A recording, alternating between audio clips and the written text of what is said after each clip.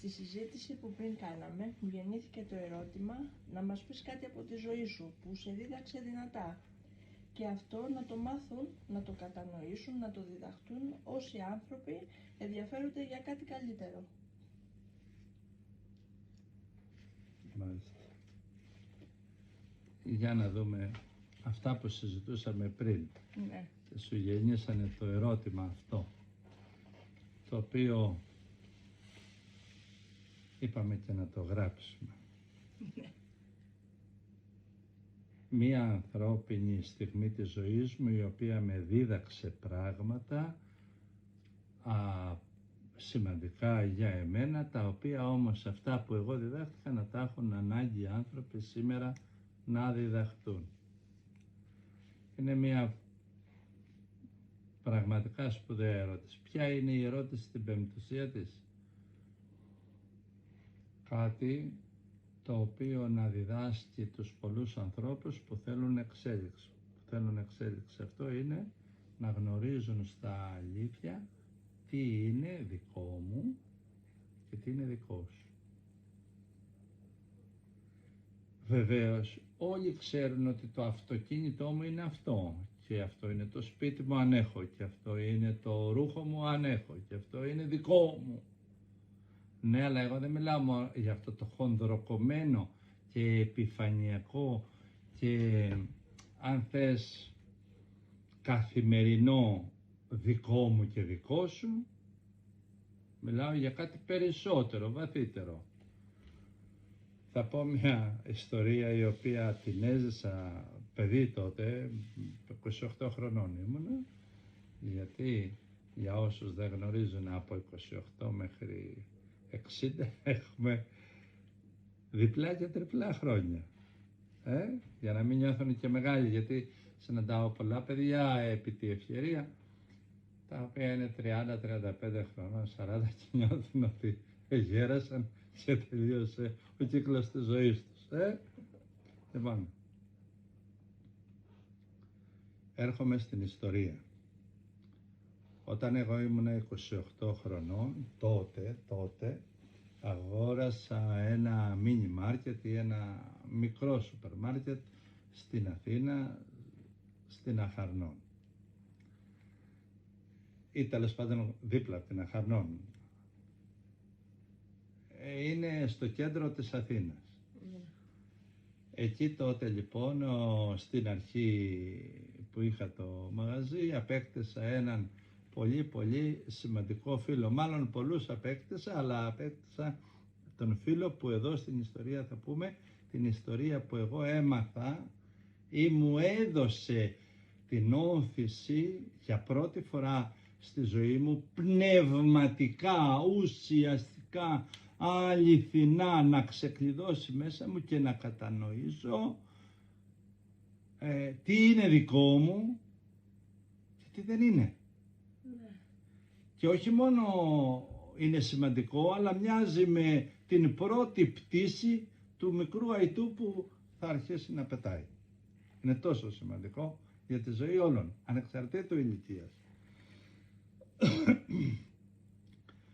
Το όνομα του ανθρώπου αυτού λεγόταν Γαβρίλος. Ήταν Έλληνο-Εβραίος, Έλληνας ο άνθρωπος, καταγωγής Εβραίος, αλλά ήταν πολύ φωτισμένο μυαλό. Έμπορος στο επάγγελμα, full έμπορος,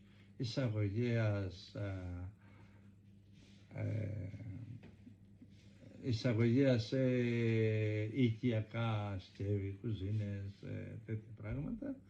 Είχε μαγαζί δίπλα και αποθήκες και την εταιρεία του δίπλα από τον χώρο που ήμουν εγώ.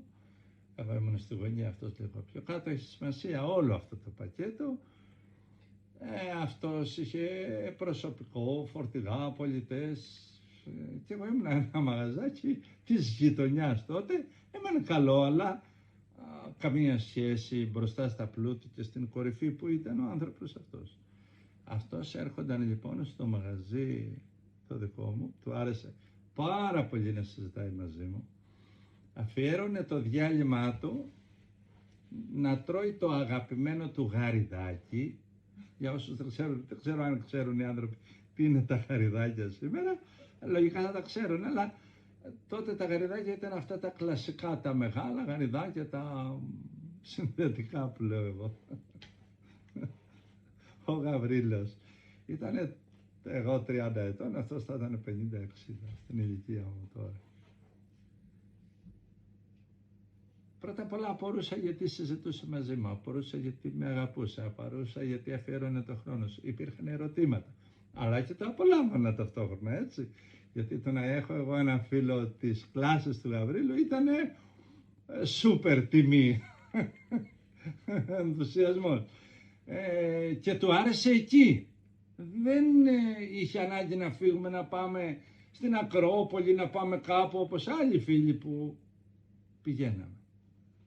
Ερχόταν στο μαγαζί στο διάλειμμα, έπαιρνε το γαριδάκι του και η ιστορία που θα ακούσετε είναι πολύ σημαντική. Ο Γαβρίλος τότε λοιπόν, αυτός ο άνθρωπος, συνήθιζε να τρώει, ήταν λάτρης στο γαριδάκι. Το γαριδάκι έκανε 99 δραχμές. Τότε υπήρχαν τα χαρτονομίσματα 100 δραχμές και σε κέρμα πάλι 100 δραχμές. Είτε χαρτονόμισμα είτε κέρμα, πάντα μου έδινε ένα εκατοστάρικο. Και εγώ έπρεπε να επιστρέψω 1 δραχμή στο Γαβρίλο. 1 δραχμή, σαν δισεκατομμυριούχο, τότε άνθρωπο, δισεκατομμυριούχο, που εγώ, αν μη τι άλλο ήταν τρομακτικό σκάνδαλο να περιμένει την δραχμούλα από μένα. Πως το κάτω-κάτω, αν δες, εγώ ζούσα εκεί για αυτή την δραχμούλα. Αυτή η ιστορία στην αρχή δεν φάνηκε, γιατί ο ενθουσιασμός της φιλίας, η ανταλλαγή των πραγμάτων, όταν συζητούσαμε πολύ σοβαρά πράγματα, δηλαδή που εγώ δεν έβρισκα ευκαιρία να συζητήσω με άλλους ανθρώπους τότε. Οι νέοι ήσανται μέσα στην κοσμική ύλη, απορροφημένοι μέσα σε καταστάσεις, σε μοντέλα ζωής που δεν επέτρεπαν ανάπτυξη στο πνεύμα, πέρα από κάποιες απλές δραστηριότητες της τάξης του οικονομάω, της τάξης του εγώ είμαι αυτός και εσύ τι είσαι, τα ξέρετε. Ο Γαβρίλος είχε βάθος, είχε περιεχόμενο, μιλήσαμε για Θεό, μιλήσαμε για κουλτούρα, μιλήσαμε για φιλοσοφίες, μιλήσαμε για επιστήμες, μιλήσαμε για τέχνες, μιλήσαμε για υπαρξιακά προβλήματα, μιλήσαμε για πράγματα υψηλά. Ήταν ολοφάνερο ότι η συνάντησή μας δεν ήταν κάτι απλό. Δεν ήταν μια κατάσταση. Συναντήθηκα εγώ με τη Χριστίνα ή εγώ με τον Τάδε και απλά ανταλλάξαμε τα καθημερινά. Υπήρξε δηλαδή μια εσωτερική διαδρομή μεταξύ μας σοβαρή. Το γαριδάκι όμως παρέμεινε. Ο Γαβρίλος ερχόταν, έπαιρναγε το μισάωρο του, τα 20 λεπτά που είχε στο χρόνο του από την εταιρεία του, τη δική του, στο διάλειμμα του, έπαιρνε το γαριδάκι του, απολάμβανε το φίλο του που ήθελε εμένα νέο. Τότε εγώ εκείνον, ναι, αλλά εγώ έπρεπε να του δώσω τη δραχμούλα. Λέω έπρεπε, γιατί εμένα με προβλημάτιζε και έλεγα μα δεν τρέπεται να θέλει 1 δραχμή τώρα και να πλώνει και το χέρι και να την παίρνει και να την κοιτάζει και να την βάζει στην τσέπη. Αυτό για μένα ήταν ένα σκάνδαλο. Δηλαδή μου έρχονταν μερικές φορές να τον επιτεθώ. Αυτός όμως δεν έχει καταλάβει τίποτα ο άνθρωπος. Στα αλήθεια δεν έχει καταλάβει. Παίρνει το γαριδάκι του, δίνει το εκατοστάρικο του, παίρνει τη δραχμή του, συζητάμε μαζί, με ευχαριστεί, φεύγει. Ήτανε και ωραίος σαν άνδρας στο στήσιμο του, στο πώς έχει σημασία. Δηλαδή, του τέριαζε, ο σοφός λόγος, του τέριαζε το στήσιμο του. Δεν ήτανε ένας, ας πούμε, από αυτούς τους μεγάλους που ήταν ακαλλιέργητοι και άξιστοι. Ναι, αλλά αυτό το φράγκο εμένα με βασάνιζε, Λέω μία μέρα στην προσευχή μου, Κύριε, εγώ θα το κάνω θέμα αυτό το πράγμα, δεν με σκανδαλίζει. Αυτά στο ιδιαίτερο χώρο μου, ζήτησα άδεια έτσι για το δικό μου, για τη δική μου συνείδηση. Και λέω τώρα εγώ θα τα χώσω, θα του τα πω, δεν γίνεται αυτό το πράγμα, φύγει τον εαυτό του, κατεβάζει τον εαυτό του, Δεν μπορεί ένας άνθρωπος της κλάσης να είναι με απλωμένο το χέρι να πάρει μία δραχμούλα. Και όντως έτσι έγινε. Μια μέρα λοιπόν την έχω καλωστήσει. Κοιτάζω να είναι μέρα που δεν είχε κόσμο να μας διακόπτει. Είχε σημασία και αυτό. Το έχω στήσει ωραία. Έρχεται ο Γαβρίλος, παίρνει το γαριδάκι του, δίνει το κατοσταρικό του. Ναι, αλλά εγώ δεν του έδωσα τη δραχμή. Τι έκανα? Έκανα ότι τακτοποιούσα τα πράγματα εκεί, δίπλα στο ταμείο, δίπλα στο τάδε ράφι, και ξεκινάμε τη συζήτησή μας. Το φράγκο παρασιοποιήθηκε. Ή μάλλον το να του δώσω τα ρέστα, αυτό εννοώ,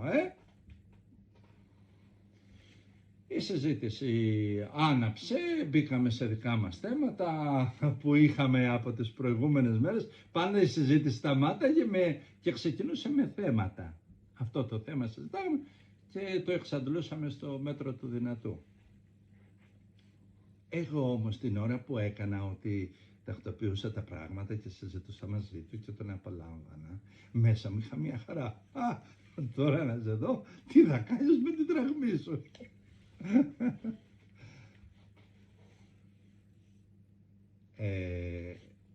3 λεπτά πριν τελειώσει ο χρόνος του διαλύματός του, μου λέει: Παναγιώτη, έχω να συζητήσουμε μαζί ένα θέμα σοβαρό, έξω από τα θέματα που συζητάμε, προέκυψε αυτό το θέμα. Λέω: τι Γαβρίλε, για λέγε. Ήμουνα όλο σε θυμότητα, Λέει: το θέμα που θα συζητήσουμε είναι το δικό μου. Αυτό που είναι δικό μου. Αλλά είναι δικό μου. Αυτό το θέμα λοιπόν είναι δικό μου, δεν είναι δικό σου που θα συζητήσουμε. Σου συζητάω μόνο για το δικό μου. Ενδέχεται όμως μέσα σε αυτό που θα σου συζητήσω εγώ να βρεις κομμάτια δικά σου, αλλά εμένα δεν με ενδιαφέρουν αυτά. Με ενδιαφέρει μόνο το δικό μου. Αυτή τη στιγμή το θέμα είναι το δικό μου. Λέω: σε καταλαβαίνω, Γαβρίλα μου. Εγώ στη σκέψη είπα: το παλιά μου πει, δώσ' μου το φράγκο. Είμαι εδώ να σε ακούσω. Λέει λοιπόν, παίρνει και μου δείχνει το γαριδάκι, το οποίο το είχε φάει το περιεχόμενο και ήταν μια άδεια σακούλα. Αυτό εδώ το προϊόν είναι δικό σου. Ήταν δικό σου. Εσύ το πουλάς για 100 δραχμές. Αυτό εγώ όμως το αναγνωρίζω δικό σου. Μπορείς να πεις δεν το πουλάω. Το κράτος επάνω έχει μια τιμή 100 δραχμές. Δεν με ενδιαφέρει τι λέει το κράτος. Εγώ αναγνωρίζω ότι είναι δικό σου. Το κράτος είναι ένας άλλος παράγοντας που επεμβαίνει για τους δικούς του λόγους ή και για τους δικούς μας και λέει θα το πουλάς μέχρι 100 δραχμές. Ναι, αλλά αφού είναι δικό σου μπορείς να το χαρίσεις. Αλλά το κράτος σου λέει δεν μπορείς να το πουλήσεις σε 1 εκατομμύριο. Για δικούς του λόγους το κάνει. Το κάνει για σένα, ούτε για μένα. Για το δικό του μου λέει το κάνει. Για το δικό του. Δεν το κάνει για το δικό σου, ούτε για το δικό μου. Φαίνεται το κάνει για το δικό σου, για το δικό μου, αλλά το κάνει για το δικό του. Εσύ και εγώ τώρα συζητάμε μόνο για το δικό μου. Εγώ έχω αρχίσει να προβληματίζομαι ήδη. Καταλαβαίνω μέσα με ένα κενό. Ποιο είναι το κενό? Ότι θα τη φάω. Είναι σίγουρο ότι θα τη φάω. Απλά δεν προλαβαίνω να τα φτιάξω. Ήδη έχω πάρει τα μηνύματα τα οποία ήταν πάρα πολύ σοβαρά. Λέει ο Γαβρίλος, αφού εγώ αναγνωρίζω ότι είναι δικό σου αυτό και λες το πουλάω, εγώ το θέλω. Τώρα εσύ μου λες εγώ αυτό το προϊόν το πουλάω 1 εκατομμύριο. Τότε σαν να λέμε, ξέρω εγώ, 1 εκατομμύριο είναι πολλά λεφτά από 100 δραχμές. Σαν να πούμε, ξέρω εγώ, 1.000 ευρώ τώρα. Λέω 2.000. Εγώ πες ότι είμαι κουτός ή πες ότι είμαι κάποιος πάμπλουτος και πω ρε το θέλω, ας το δίνει τόσο, δώσ' μου το εδώ και σου δίνω αυτά τα πολλά λεφτά. Αυτό τώρα είναι δικό μου το προϊόν και τα λεφτά που σου έδωσα είναι δικά σου. Τώρα συζητάμε όμως για το δικό μου. Αυτό το δικό μου εγώ πρέπει να το χαρώ, γιατί δεν ήθελα και το πήρα. Το επέλεξα και το πήρα. Είναι δικό μου, το έκανα δικό μου. Είναι το γαριδάκι μου. Είναι δικό μου. Άνθρωπε, με ενδιαφέρει το μου, είναι δικό μου. Κοίταξε τώρα, μου λέει. Μπορεί παίρνοντας το να πω τι βλακεία έκανα, με εξαπάτησε αυτός, βρέθηκε πιο έξυπνος, πιο απατεώνας, δεν ξέρω τι έκανε εκεί πέρα, πιο έμπορος, και μου πήρε όλα τα λεφτά μου. Αλλά ποιος φταίει? Δεν φταίω εγώ που είπα ναι? Αν αρχίσει να με τρώει, έβλαψα τον εαυτό μου με το δικό μου. Έβλαψα τον εαυτό μου με το δικό μου. Αυτό τώρα όμως είναι δικό μου. Αν φύγω και πω ναι ρε, καλά έκανα, του το πήρα. Πλήρωσα, αλλά του το πήρα. Έκανα το καπρίτσο μου, έκανα το εγώ μου. Μπορεί αυτό το γαριδάκι, καταλαβαίνεις τώρα, Τι να καταλάβω που τα ξέρα όλα, δεν χρειαζόταν να διδάξει τίποτε. Όλο το Ευαγγέλιο τότε ήρθε ζωντανό μπροστά μου. Ο Κύριος ήταν δίπλα και μου έκανε νόημα. Τι διάβαζες τόσα χρόνια? Αλλά τι να πω, τι Γαβρίλε λέω εγώ, το γαριδάκι μπορεί να ήταν γυναίκα, μπορεί να ήταν σπίτι, μπορεί να ήταν αυτοκίνητο, μπορεί να ήταν η ελευθερία μου. Που μου την εξαγόρασε ο ανδρισμός μου, που με ξεφτύλισε δίνοντας μου χρήματα και εγώ έσκυβα και προσκύναγα. Όχι για το γαριδάκι Γαβρίλε μιλάμε. Το περιόρισα. Λέει εντάξει για το γαριδάκι μιλάμε, γιατί καταλάβαινε ότι καταλαβαίνω. Δεν ήθελε όμως και να με στρεσάρει. Μπορεί κάποιος να εξαγοράσει τη φιλία σου. Εσάς τις γυναίκες να εξαγοράσει τη θηλυκότητά σας. Και τη στιγμή που σε αγαπάει εσένα ένας υπέροχος πέδαρος της γειτονιάς σου, εσύ να πας να μην πω, εκεί που σε αγοράσανε. Είτε για μια θέση, είτε για μια καλή ζωή, να απολυθείς χωρίς να το καταλάβεις καλά. Δεν έχετε δει εκεί έξω στον πλανήτη μεγάλους και ισχυρούς άνδρες σε θέσεις αυτά, σε αξιώματα, να αγοράζονται? Τα έχετε δει, πιστεύω. Λοιπόν, αυτοί δεν ξέρανε το γαριδάκι του Γαβρίλου. Αν το ξέρανε δεν θα την είχαν πατήσει τόσο άγρια, θα ήσατε πιο προσεκτικοί. Τι έγινε λοιπόν, λέει ο Γαβρίλος. Το αγόρασα το γαριδάκι τόσο ακριβά, Λοιπόν, εάν με τρώει είναι δική μου δουλειά και κακώς με τρώει. Εάν χαίρομαι, έστω και αν δαπάνησα πολλά, ήταν δική μου απόφαση και καλά κάνω και χαίρομαι. Τώρα λέει, το δικό σου γαριδάκι μου το πούλησε σε 99 δραχμές. Πόσα σου έδωσα εγώ? 100. Τι μου λείπει εμένα? 1 δραχμή. Παναγιώτη, η δραχμή αυτή είναι δική μου. Εγώ τι θέλω? Είναι δική μου. Εσύ ενοχλείσαι γιατί τι θέλω? Εσύ λες ότι η δραχμή μου πρέπει να μείνει σε σένα. Εσύ το λες αυτό, είναι δική μου. Εγώ δεν είπα ναι. Εγώ δεν θέλω να μείνει σε σένα η δραχμή μου. Τώρα λες εσύ τι θα την κάνω τη δραχμή? Αυτά τα λες εσύ, ναι, αλλά είναι δική μου. Και εγώ σου λέω το δικό μου το θέλω. Έχω μάθει πριν γεννηθώ το δικό μου να είναι δικό μου. Αλλά δεν θέλω το δικό σου. Το δικό σου κράτησέ το. Αν θες πουλήσέ το, αν θες μη πουλήσέ το, ακριβά ή φτηνά.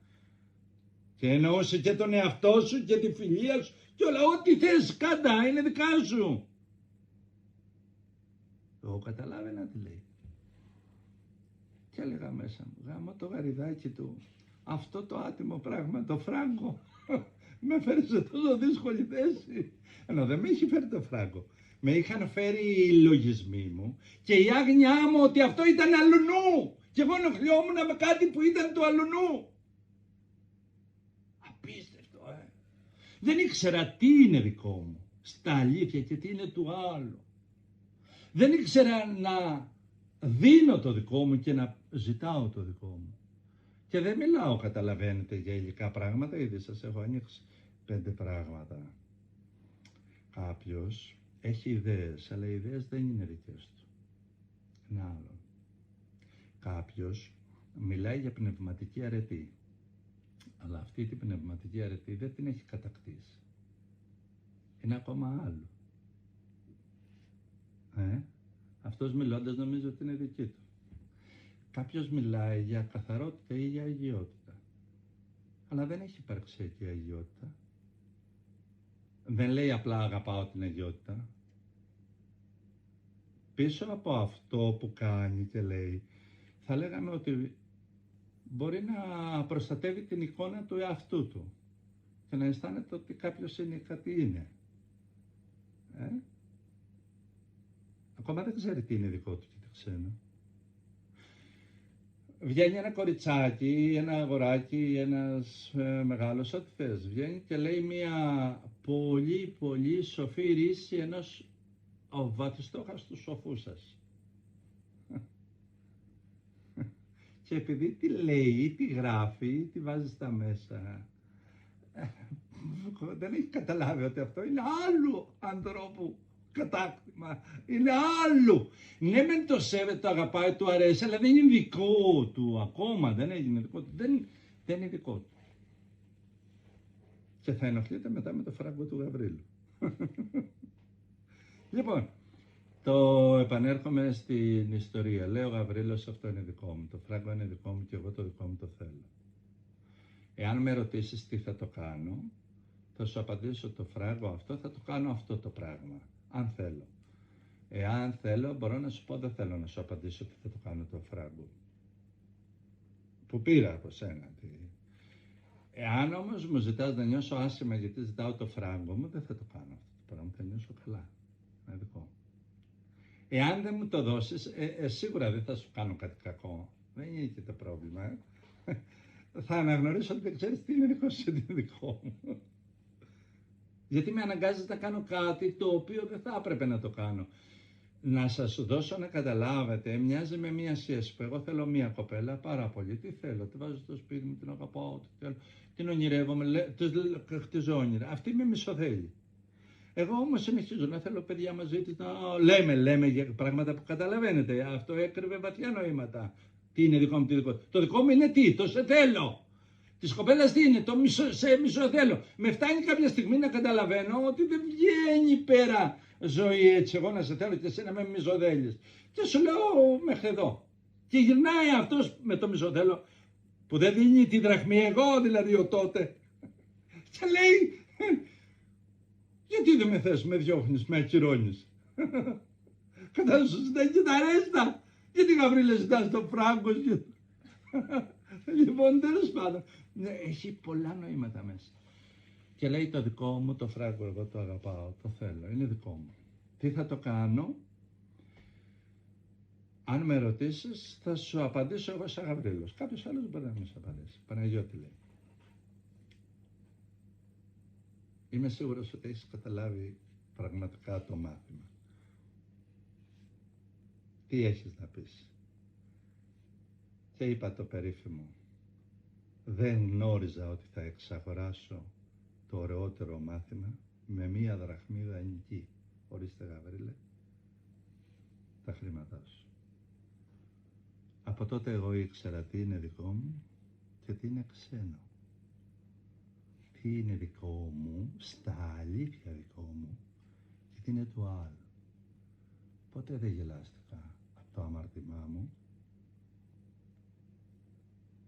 από την σοφή μου ρίση, από την τοποθέτησή μου, από την πίστη μου. Γνωρίζω στα κατάβαθα της ψυχής μου, και το λέω και δημόσια, δεν υπάρχει κάτι που να με μπερδέψει τι είναι το δικό μου και τι είναι το δικό σου.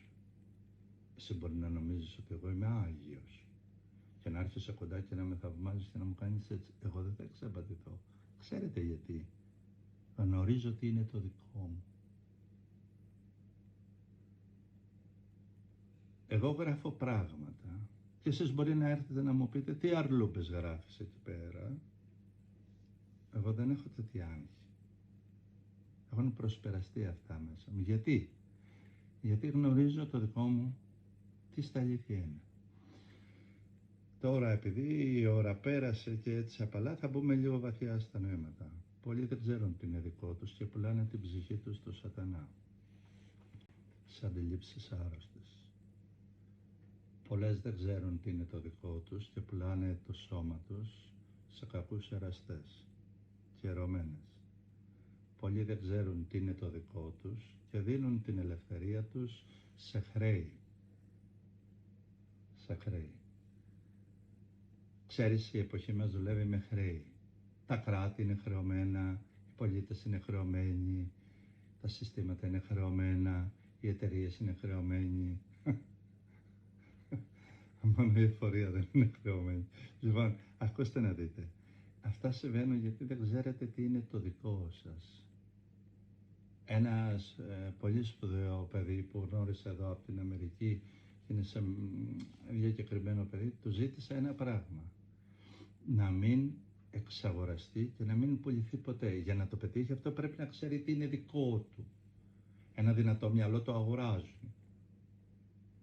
Το αγοράζουν. Συμφέροντα, εταιρείες, θέσεις, θρησκείες, φιλοσοφίες. Κάποιοι άλλοι δεν γνωρίζουν ότι δικό τους είναι αυτό που δίνουν στο πνευματικό επίπεδο.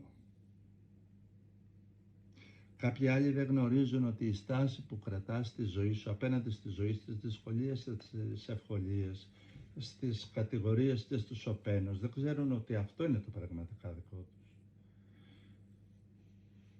Δικό τους, πολλοί δεν γνωρίζουν ότι είναι αυτό που υπηρετούν. Υπηρετούν το ψέμα και λένε εγώ δεν ανήκω σε αυτό, αλλά το υπηρετούν. Κατάλαβες τι λέω, Λέει, μωρέ εντάξει, είπα 5 βλακίες, ας πούμε, για να την προσπεράσω την κατάσταση, τη δύσκολη, Ναι, αλλά αύριο αν χρειαστεί η ανάγκη, δεν καταλαβαίνουν το απλό, ότι εκείνη τη στιγμή που έκαναν αυτή την απλή συναλλαγή, την καθημερινή συναλλαγή του ψέματος, της επιπολαιότητας, πούλησαν κάτι πολύ δικό τους. Ο Γαβρίλος, δεν ξέρω τώρα αν ζει ο μεγάλος αυτός άνδρας, για μένα υπήρξε ένας στιγμιαίος δάσκαλος, ανθρώπινος, που εμένα με διείσδησε σε βαθιά κομμάτια της δικής μου ύπαρξης και κατανόησα βαθιά πράγματα της πεμπτουσίας του ίδιου του Ευαγγελίου, γιατί λέει ο Χριστός ότι ο πραγματικός άνθρωπος είναι αυτός που είναι και αυτό που είναι κάνει. Δεν μπορεί να είσαι φως και να πράττεις το σκοτάδι. Κατάλαβες. Δεν μπορεί να είσαι κοινωνός της αγάπης και να δέχεσαι σκέψεις της απάτης. Η ύπαρξή σου καθορίζει, η ποιότητα της ύπαρξής σου καθορίζει το πραγματικό είναι σου. Υπάρχουν άνθρωποι που ζουν με σκέψεις άρρωστες, οι οποίες δεν ξέρουν ότι δεν είναι δικές τους. Υπάρχουν άνθρωποι δισεκατομμύρια που ζουν με λατρείες και με πιστεύω, τα οποία προσβάλλουν τη θεότητα της ψυχής τους, αλλά δεν το γνωρίζουν γιατί τα λένε δικά τους. Τα παρέλαβαν βεβαίως από τους γονείς, από τους δασκάλους, από την κουλτούρα της εποχής τους, αλλά δεν εξέτασαν αν το γαριδάκι τελικά είναι δικό τους ή χρεωμένο. Δεν μπόρεσαν να διακρίνουν τι είναι δικό τους και τι είναι ξένο. Πολλοί θα ωφεληθούν άνθρωποι αν καταλάβουν ότι πραγματικά δικό τους, το τι είναι δικό τους μάλλον, και το τι είναι του άλλου. Όταν θα πάψεις να μπερδεύεις τον εαυτό σου με αυτά που κάνει άλλος, που λέει άλλος, έρχεται κάποιος και σε περιφρονεί και σε ντροπιάζει και σε ξεφτιλίζει, σε αδικεί, αλλά εσύ μπερδεύεις, μπαίνεις στην ανάγκη να απολογηθείς, να εξηγήσεις, να αναλύσεις, να αμυνθείς, ξέρεις τι θα σου φάει αυτό? Χρόνο, χρήμα, ψυχή, πνεύμα, αυτό, μη σε κάνει και κακό. Γιατί δεν ξέρεις τι είναι δικό σου. Αυτό το κάνει άλλος. Έχω τύχει σε άνθρωπο ο οποίος μανιωδός μου έλεγε, μου έκανε αυτό, με αδίκη, με πήγε εκεί, με αδίκη, σε λέει, τον ρώταγα, ποιος το έκανε? Μα λέει ο τάδε. Και πάλι, ποιος το έκανε? Ο τάδε. Μα ποιος το έκανε? Ο τάδε. Ναι, αλλά εσύ. Είσαι εσύ, πώς τη μεγάλη ζημιά. Πρέπει να προσέξεις. Αυτό το έκανε ο αυτός, δεν το κάνεις εσύ. Βεβαίως πέφτουν οι ευθύνες πάνω σου. Ή τέλος πάντων τα βάρη. Μια αδικία την κάνει κάποιος άλλος, αλλά πέφτει πάνω μου. Κάνει μια σοκοφαντία. Κάποιος λέει ο Παναγόπλος είναι αλήτης, είναι απατεώνας, δεν είναι. Εσύ δεν τα ξέρεις. Ο κόσμος τα πιστεύει εύκολα ή τα δέχεται εύκολα. Του αρέσει να ακούει κατηγορίες του κόσμου. Ναι. Εάν ξέρατε όλοι τι έχουν πει γύρω σας για εσάς, δεν θα υπήρχατε από τη στεναχώρια. Όλοι σας. Όλοι μας. Όταν ξέρεις τι είναι δικό σου, δεν ταυτίζεις και δεν μπερδεύεις τον εαυτό σου με όλα αυτά. Λοιπόν, το Γαριδάκι έκανε 99 δραχμές. Ο Γαβρίλος μου έδινε 100. Εγώ δεν ήξερα τι είναι δικό μου και τι είναι δικό του. Σκέφτηκα μια μέρα λοιπόν να του κρατήσω τη δραχμή. Έκανα λάθος γιατί η δραχμή ήταν δική του. Και εγώ δεν ήξερα να τη σέβομαι. Σήμερα σέβομαι το δικό σου, ακόμα κι αν αυτό είναι ένα όπλο εναντίον μου. Το δικό μου είναι αυτό που εγώ υπηρετώ, εκφράζω, πιστεύω, προσφέρω, δίνω, πουλάω. Τα όρια τα δικά μου είναι στο χώρο μου και στο επίπεδο της σχέσεώς μου με τον Θεό, με τον εαυτό μου και με αυτό που θέλω εγώ να προσφέρω, να κοινωνήσω και να υπηρετήσω προς τα έξω. Ελπίζω αυτά και αν κάποιος από τους αγαπημένους, γιατί είχε ένα γιο ο Γαβρίλος και δεν ξέρω τι το άλλο κύκλο του, αν κάποιος από τους ανθρώπους του υπάρχουν, εκφράζω αγάπη για αυτόν τον άνθρωπο και στο πρόσωπό τους και σε εσάς που ακούσατε αυτή την ιστορία. Τα κατάλαβες αυτά? Ναι. Αυτό το ναι είναι καλό. Ευχαριστώ. Ευχαριστώ.